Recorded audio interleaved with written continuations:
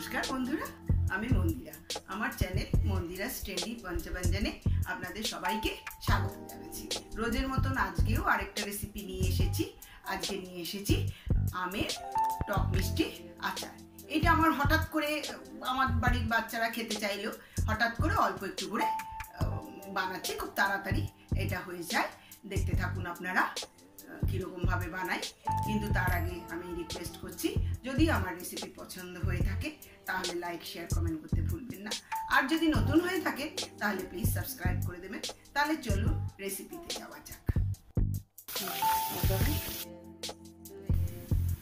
বন্ধুরা, আজকের আচারের জন্য, টক মিষ্টি ঝাল আচারের জন্য লাগছে আমাদের আম, জল, চিনি, নুন, 5 ফোড়ন, শুকনো লঙ্কা। আমি কেটে নেব।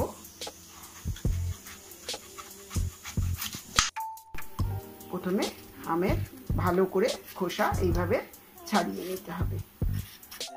বন্ধুরা, আমগুলো এইভাবে ছাড়িয়ে নিয়েছি। আমগুলো ভালো করে ছাড়াতে হবে। আমার যদিও একটু একটু সবুজ রয়ে গেছে, এটা যদি সবুজ না থাকে আরো ভালো হবে, একটু ডিপ করে ছাড়াতে হবে। এভাবে এবার আমি কাটবো, দেখতে থাকুন। আমটা সাইড থেকে কেটে নিলাম। এটাকে একদম ছোট ছোট করে, সরু সরু করে কাটতে হবে। আমগুলো আমি এরকম ছোট ছোট সরু সরু করে আমি কেটে নিয়েছি। এবার আমি এটাকে নুন জলে ভিজিয়ে রাখবো আধ ঘন্টার জন্য।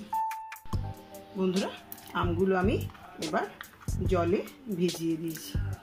বন্ধুরা, আমি এখানে একটু বেশি করে নুন দিয়ে ভিজিয়ে রেখে দিচ্ছি। ফ্রেন্ডস, আধ ঘন্টা পরে আমি ফিরে এসেছি। আমটাকে আমি ভিজিয়ে রেখেছিলাম নুন জলে।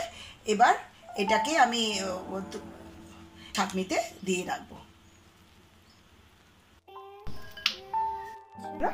আমি এখানে এবার এই 3/4 কাপ চিনি আমি এবার আমের মধ্যে দিয়ে কিছুক্ষণ রেখে দেবো, যতক্ষণ না চিনিটা গলে যায়।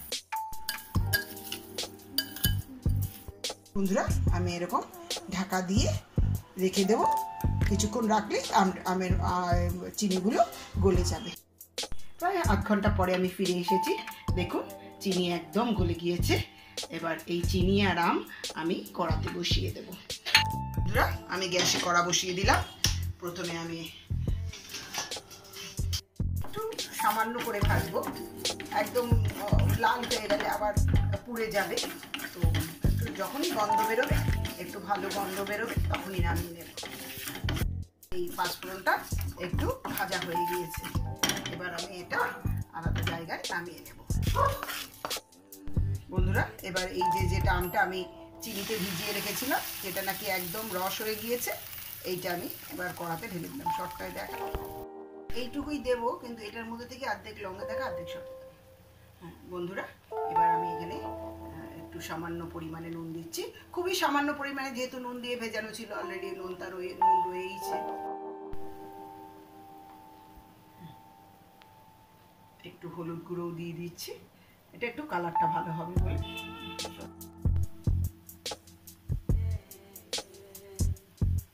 সামান্য আমি লঙ্কার গুঁড়ো দিচ্ছি। আর বাচ্চাদের জন্য করলে ঝাল দেবেন না, কিন্তু আমি এটা একটু কালারের জন্য, একটু ঝালের জন্য একটু লঙ্কার গুঁড়ো দিচ্ছি। বন্ধুরা, আমি এই যে মশলাটা একটু ভেজে রেখেছি, এটা আমি মিক্সির জারে দিয়ে দিলাম। বন্ধুরা, আমি এবার মশলাটা একটু পিষে নিচ্ছি। একদম ফাইন পিষতে হবে না, একটু দানা দানা মতন করে পিষতে হবে। এইরকম করে পিষতে হবে, একদম ফাইন নয়, একটু কুচো কুচো মতো থাকবে।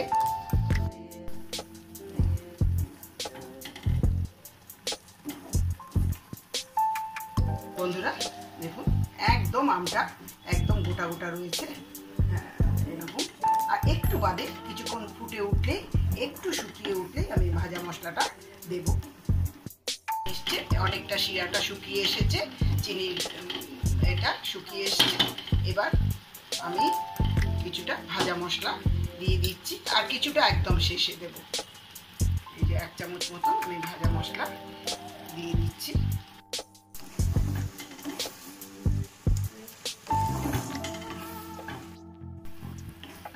এখন আমের দিন, ঝটপট কিছু আমের মিষ্টি আচার, কেউ ঝাল মিষ্টি আচার, টক মিষ্টি ঝাল আচার খেতে মন চাইলে এটা খুব তাড়াতাড়ি হয়ে যায়।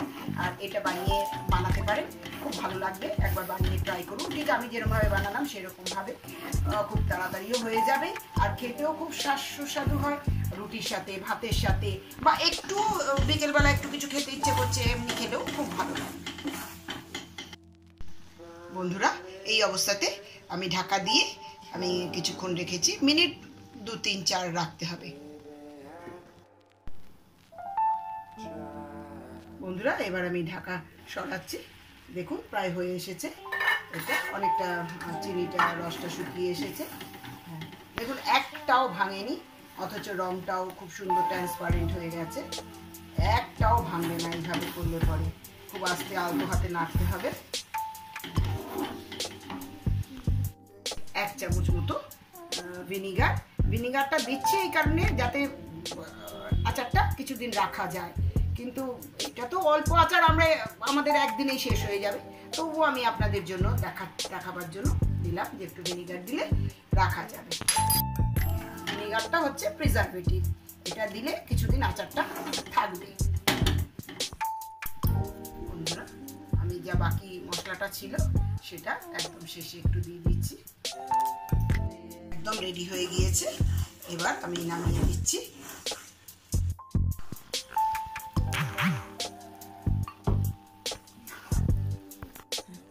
বন্ধুরা, আমার টক মিষ্টি ঝাল আচার একদম রেডি হয়ে গেছে। তো আপনারাও দেখুন, বানান, তৈরি করুন, আপনারাও খান, খুব এনজয় করুন। এই আমের সিজনটা খুব এনজয় করুন। আর ভালো লাগলে আমার কমেন্ট সেকশনে গিয়ে জানিয়ে দেবেন যে কেমন লাগলো। তো এখনকার মতন বিদায় নিচ্ছি। Take care, goodbye, thank you.